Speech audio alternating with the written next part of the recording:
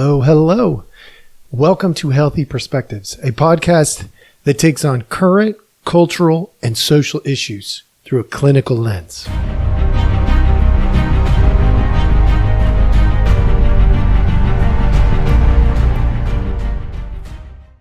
Hello, hello. All right. Welcome back. For those of you who have joined us before, we always appreciate you returning. For those of you who are brand new, thank you. We know that there's a lot of options out there, and we try to make sure that we use your time wisely. Today's tip of the day: death doesn't make you a martyr. Life does. Today, I'm going to hit a tough topic, and I'm going to do it in typical Healthy Perspectives fashion. We are going to address the life, the death, the attempt to martyr Renee Good.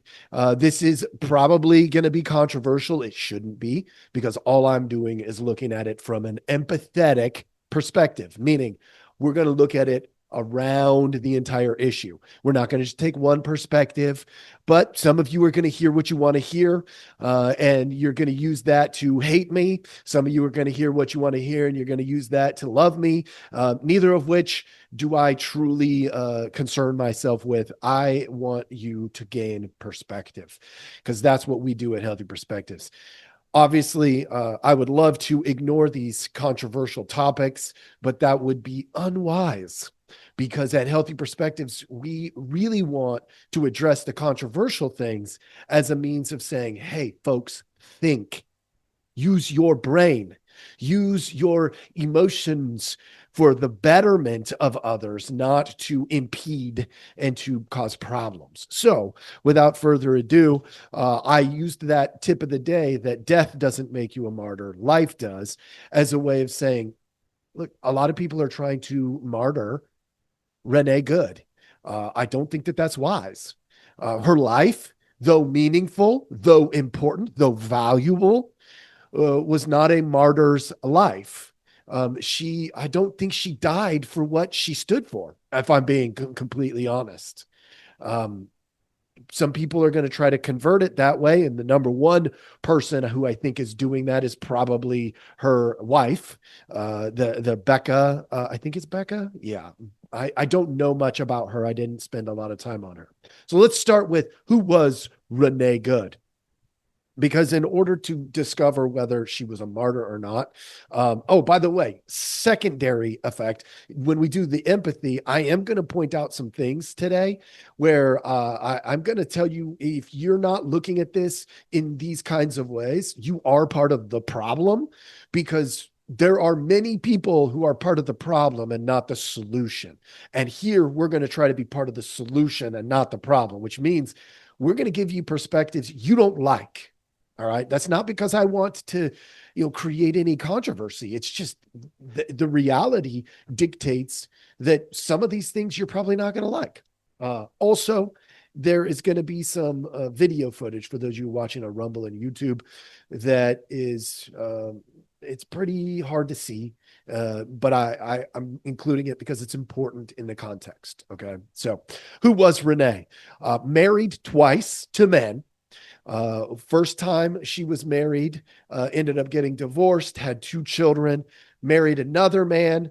His name was Timmy Macklin. And I don't know the name of the first husband. He's all over the news. I don't know what his deal is, but he's all, you can find information about him. But Timmy died in 2023, and there's no real understanding as to why that happened. There's no public records, and maybe the family wants it that way, however that played out. So when he died in 2023, sometime between then and now, she met and married this other woman, Becca, who you're going to see in one of the videos. She has held jobs. She's been a dental assistant, a bank employee. She considers herself a writer, a poet. She got a degree in 2020 in English, apparently. She's a podcast host, although I spent a good chunk of time looking for her podcast. Cannot find it. Don't know why. She did it with Tim Macklin. Maybe it got taken down. Maybe she did one episode and just, you can't find it. I couldn't find it anyway. And I know there's a lot of obscure podcasts out there. So Might be difficult to find. Maybe I just didn't do enough diligence there. That's a possibility. And then she was a stay-at-home mom. So none of those are indicators of a life that isn't being lived well, but they're also not necessarily indicators of a life that has real, distinct, solid meaning and purpose yet. But she was young, so who knows what it would have done. And if you're not empathizing with that part of it, the fact that she was a younger woman and she's dead now, she can't fulfill her potential because she's not here to do it. That's a problem. She's living a life, raising kids. That's a big deal. In my world, that's a big deal anyway. So let's go on to that's a little background as to who she was. Every indicator says she was not a radical, uh, yet her wife, this Becca woman, is far more radical, which you're going to see in one of these videos. And a little evidence here that you are often subjected to the consequences of those you are around. Now, I'm not blaming Becca for her death, but Becca was much more extreme, it seems, than Renee was. And flamboyantly so, which you'll see in one of the videos. Whether you like my choice of words or not, you're going to see it. And it is not what I would be recommending in terms of how people should talk.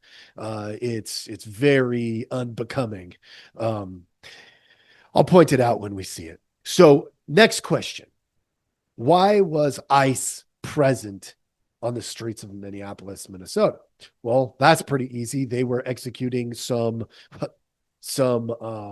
warrants for arrest, for deportation. That's why they were there. Now, you can agree or disagree with that.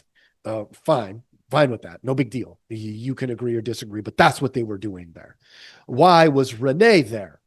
All indications are she was there to, at minimum, drop off her wife, at maximum, to impede the ICE agents in some way, which I will show the video footage. You don't have to take my word for it. I will give you the background and understanding as to why I'm saying what I'm saying. And it's just factual. Okay. So do what you want with it. Again, who you associate with matters. They were there to at least connect Becca to the protesters, or whatever it is that they were doing down there. Now, I told you I'm going to walk you through it. I'm going to infuse empathy. Like, these are all, like, everything that I said there should not be controversial, and to some of you it probably still is, but it shouldn't be. Let's walk you through what a martyr is, because again, the tip of the day, death doesn't make you a martyr. Life does. A martyr is a person who is killed or made to suffer because of their religious or other beliefs. So you would have to first show that Renee Good had really strong beliefs about the ICE agents, and that those two things were linked, or a person who displays or exaggerates their discomfort or distress in order to obtain sympathy or admiration. Those are the two definitions that I found for martyr. And frankly, it doesn't line up. So she's being martyred. She's being put out there as though she's a martyr, but it doesn't add up. Okay. That being said, it doesn't mean her life doesn't matter. There's a difference between your life not making a difference and not being of significance and being a martyr, though. She's being turned into a martyr. You don't have to like it. You don't have to agree with it, but the facts are the facts. I don't always like the facts that are presented to me, and yet they are facts. So without further ado, I'm going to go ahead. I'm going to share my screen for those of you who are following along. And we're going to go ahead and start taking a look at what exactly transpired. Okay. So we're going to blow this up. And this is the first scene. For those of you who are following along, you'll get to see it. There is a car, the car that is highlighted in this particular video, and there's a guy talking over it. I'm going to let him do his thing. But this car is Renee showing up to the scene on the street where ICE is. They are using their authority to detain and potentially remove somebody from the country. Okay, so that's what we know at this moment, and that's her in the car driving. And watch what she does. This is a really important piece of context that honestly, I don't know that we see a whole lot of this. As they unfolded, Renee's plum-colored SUV can be spotted pulling into frame and then letting out a passenger before making a turn perpendicular to the street, seemingly in an attempt to block traffic on the road where ICE had been operating. However, cars can still be seen passing by in the grainy footage. Okay, folks, I'm pausing it here for those of you who are following along. You get to see this. This right here on the left, the vehicle with the door open that you can clearly see, the silver vehicle. You're going to see that vehicle later. There's on the right another ICE vehicle. Those are both ICE vehicles around this vehicle that is parked in the middle of the street, perpendicular to the flow of traffic, meaning it is obstructing, if nothing else, the flow of traffic on a street. Now, the car that went around it, it looked like they were trying to figure out what to do. So there was some space behind it. And to go into the other lane would have put them in oncoming traffic, which you will see later. But that's her vehicle. She is parked perpendicular. And you can see that somebody does eventually get out of the vehicle, which I'm going to show you from a different angle because it's better angle. But this is right here, exactly how the scene unfolds. Okay. Now, like it, don't care. I'm giving you the facts. That's right there where they're at. Okay. They are in the car. This Renee is driving, and the passenger is Renee's wife. Okay. So we're going to clip over to the next piece. I'm moving things around for convenience. This is the exact same spot.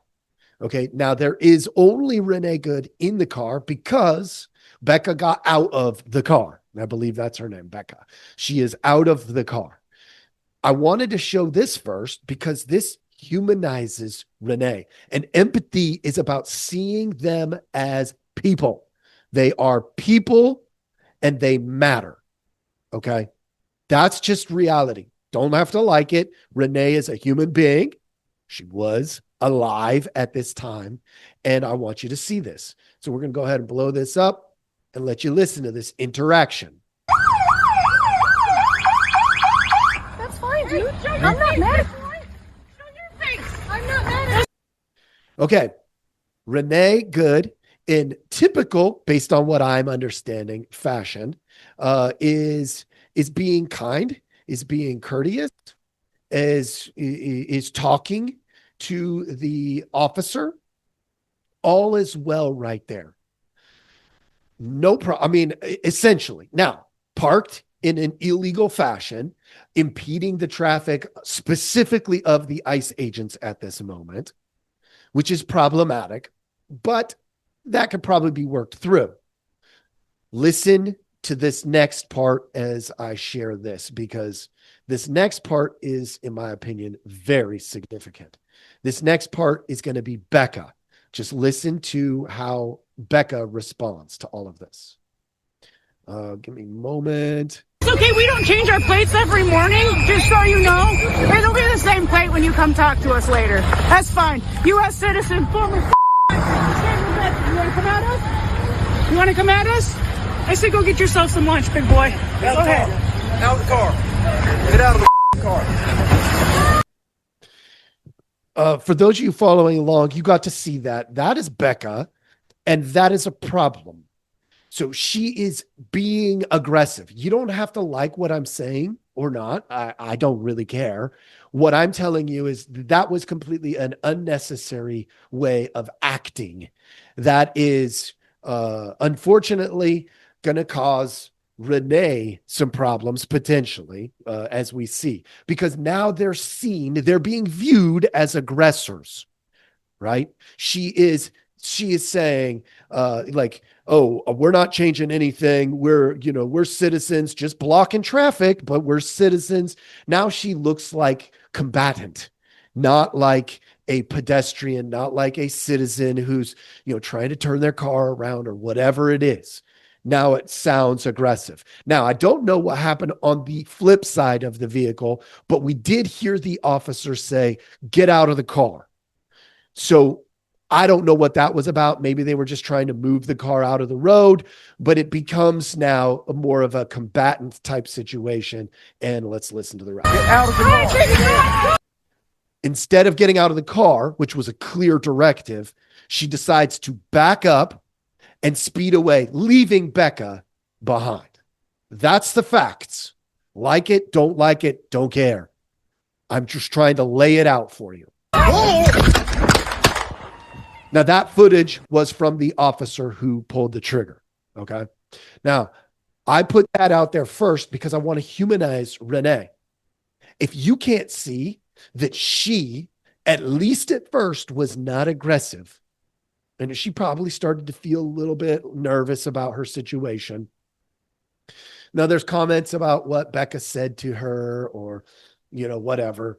That to me is all hearsay because I can't hear it in this video. Okay. But the officer did give clear direction, get out of the vehicle. And she didn't. She did not comply. And that's a problem. Because the worst case that would have happened had she complied, which she had been detained and then released. And chances are Becca would have gotten in the car and drove it away. Okay, that's most likely what would have occurred. Now, we don't know. Maybe Becca would have escalated. Maybe she wouldn't have. It doesn't really matter. We don't know because, well, it wasn't given an opportunity to occur. So that's all we can assume from here. Okay. So what I'm going to go ahead and do is I'm going to go ahead and I'm going to show you the next clip. This is for those of you who are, a little bit concerned about the raw footage. This part is going to be a little bit more real. So I'm going to take a second to let you, for those of you who, if you don't want to watch this, if you just want to listen to it, switch over to the podcast, Spotify, Apple, wherever it is that you want to listen, and you can listen to this part instead of watch it. That's fine. But for those of you who are watching, I'm going to go ahead and I'm going to try to describe it all the way through. We are at this moment, we see the ice getting out of the truck on the right hand side. For those of you following along, there's a vehicle that's Renee Good in that vehicle. This is the ICE officer who asks her to get out of the car, and she decides that she's not going to do that for whatever reason. So that's where we are. No! Okay. For those of you following along, get out of the car. She interprets that back up. But here's what I want to point out. In the background, you see an officer that is technically not really in the middle of her hood. Is just coming into view because she's backing up in a turning position. Okay. That's a big deal because prior to this, the car was pointing away from that officer, straight at a house across the street is what it looked like. Now, that's a big deal because watch what happens. Oh, no! Shit! Now she's turning to go maybe down the street to leave the scene with Becca standing there in the road on the right-hand side. She's trying maybe not to hit the officer, maybe to hit the officer. Super hard to tell. But from where the officer was, when she backed up, she put the officer in the middle of the car. Now, again, you don't have to like what I'm saying. That's reality. That's what's happening right here. Okay? The whole encounter, from the moment an officer told Good to get out of her car to the third shot, lasted just 7 seconds. 7 seconds, folks. And you can see Becca running to the car.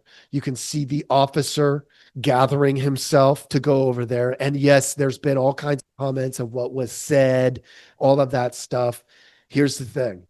That officer, if you can't see this clearly, that officer probably thought that she was turning toward him. All indicators, because he wasn't even actually in front of the vehicle until she backed up and turned her wheel. And she did all of that after very clear, very loud, get out of the car. Now, like it, don't like it. Those are the facts, folks. Now, I can empathize with the officer. I can empathize with Renee. Renee, maybe she thought she was just trying to get out of the way, get out of the scene now. She had said her piece. She was just trying to move things along. She had dropped off Becca. She had impeded enough for her comfort level, and she was ready to move on. It's possible. If you can't see that, you're part of the problem. If you can't see the officer's vantage point, that it looked like she was turning into him, you're part of the problem. Both of those things can be real at the same stinking time. Both of those. And if you can't see that, like, let's be real, you are part of the issue. Now, in the aftermath of this, I want to highlight some other things that I want to infuse empathy. There's a guy named Ted Lieu. Most of you know him. He went ahead and he puts out a post. Reminder, federal officers or agents are not allowed, this is in the aftermath of this situation, are not allowed to lay a finger on anyone witnessing, photographing, or filming ICE or DHS operations in public. You will never intimidate the American people. There are too many of us, and we are protected by the Constitution. Interesting. So I posted along the lines, this is what I said. Your rhetoric is getting people killed, and you still won't stop. It's like you want people to die. He responded to me, says, no, it's the rhetoric and lies of DHS that put both federal officials and civilians at risk. Okay, I can see both sides. I can see both sides. Do I think the rhetoric of DHS is great? No. But his rhetoric is just as culpable in the elevating of emotions and problems. And if you can't see that, you're part of the problem. I didn't comment on the DHS stuff. I commented on his. So he turns it and says, me not bad, they bad.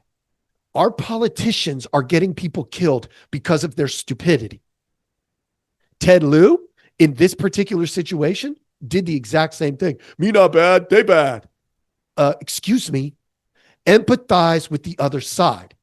The heat has been getting turned up. Somebody has to stop with this kind of stupidity. And I would have thought maybe Ted could handle that, but he can't. He is not mature enough to handle that, unfortunately. So then let's look at the other side. Donald Trump on truth, right? Ted Lieu being dumb. Got it. Okay, whatever. Donald Trump. This is what his first post was. I have just viewed the clip of the event which took place in Minneapolis, Minnesota. It is a horrible thing to watch. Okay, good. The woman screaming was obviously a professional agitator. He's talking about Becca, not Renee. And the woman driving the car was very disorderly, obstructing and resisting, who then violently, willfully, and viciously ran over the ICE officer who seems to have shot her in self-defense. Okay. Look, all of this has to go on trial. It has to be vetted out through the legal system. So for him to do this stupid, completely escalating emotion, dumb, not necessary. If you can't see that, you're part of the problem. Can I empathize with the officer? Absolutely. Can I say that she was obstructing? Absolutely. She was parked perpendicular, and I showed the footage, perpendicular on a road, parked, dropping somebody off, and participating in this whole obstruction thing. Got it. Resisting, maybe. The moment that she put it in reverse when she was told to get out of the car, she's at that point probably resisting. And then who violently and willfully and viciously ran over the ICE officer. I don't know that that could be proven, to be honest. Can I with with a reasonable amount of empathy say that the officer probably thought that she was about to hit him? Yes. Does it warrant the first shot? Absolutely. But the second and the third from the side of the vehicle? Probably not. So then you have to, look, you can agree with me or disagree with me. The first shot, self-defense. The second and third. So then we have to look at, because it doesn't seem to appear to be self-defense at that moment. But then we have to look at the training of the officer. So what's the officer's training when it comes to the threat? Is it to take one shot or to unload a clip? To take multiple shots, to eliminate the threat? So we'd have to go to the officer's training to figure that out. Well, I'm going to be honest. There's people I know in law enforcement, and their training is not typically take one shot and then see what's going on. It's often empty the clip. If you feel like your life is at risk, you absolutely end that risk. Right or wrong, that's their training. Okay, so you can go look that up and figure that out. But we have got to stop escalating and start empathizing. Do I wish Renee was alive? Absolutely. Do I agree that the ICE agent was in a bad spot? Probably not in the best spot, but he wasn't in a bad spot to begin with, because when he got out of that vehicle, he was off to the right of the vehicle, not in front of it. Only when she backed up was he in a good spot or in a bad spot. So folks, if you can't empathize with both sides of this, you are part of the problem. If you are trying to turn Renee Good into a martyr, you are part of the problem. She is not a martyr. Not in this situation. All indicators are that her wife, Becca, is far more in that position to be a martyr if she had died, but she didn't die. So right now, we don't actually have a martyr. There's no martyr here. So remember, your life, what you do with your life matters. And you never know when it's going to end. Will there be accountability in the court system for all of this? I hope. I hope that this gets vetted out and it all gets looked at and people get to have a reasonable say at some point. Yes. Because if the training is a bad training, if the officer was in a bad spot, if the shots were unwarranted, should there be accountability? Sure. But from what I'm seeing and just infusing empathy, I can see the different angles for all of them. Here's what I know more than anything. More than anything. When I empathize with everybody in this situation, the worst one in the situation is the one who walked away, Becca. She is not a real solid individual with solid principles on this situation at all. She escalated it. She made Renee look like more of a threat because of how she was behaving. She is as responsible as anybody for what went down that day. Now, I'm not out to get her. You put yourself around people, you pay the price for those people. If I'm sitting in a car and with somebody that's robbing a bank, I have responsibility in it. Folks, put yourself around good people, good things happen. You put yourself around bad people, bad things will happen. Now, I'm not saying Becca's a bad human being, but in this situation, she was by far the agitator of the situation. By far. Not even close. She was the agitator. And then when Renee did not follow the directions, she then looked like a serious threat. Okay. I hope this provides perspective on the issue. Again, I'm not taking sides. I'm empathizing with all sides. I'm empathizing with all sides. You know, there's reason for people to be upset with ICE. Great, fine. Be upset with ICE if you want. But to impede traffic, to elevate the situation, to make it look threatening, there's a lot of bad things going on in this situation. And if you can't see that, folks, you are part of the problem. And that officer, a little background also, I left this out and I apologize. That officer was dragged. I've seen the video footage of him being dragged by a car several hundred feet just 6 months ago. So when a car's coming at him, you know, I mean, you could say maybe he should have been given more time off. He should have been given an opportunity to process this with a therapist or whatever. You know, hindsight's always 20/20, folks. Was he a little faster than maybe he should have been? Possibly. But was his fear warranted? Absolutely, by the video footage. So, look, I hope this helps. Again, I'm not trying to take sides. I'm empathizing with all sides. Do what you want with this. I hope this helps in the discussion, and I hope you have a wonderful day.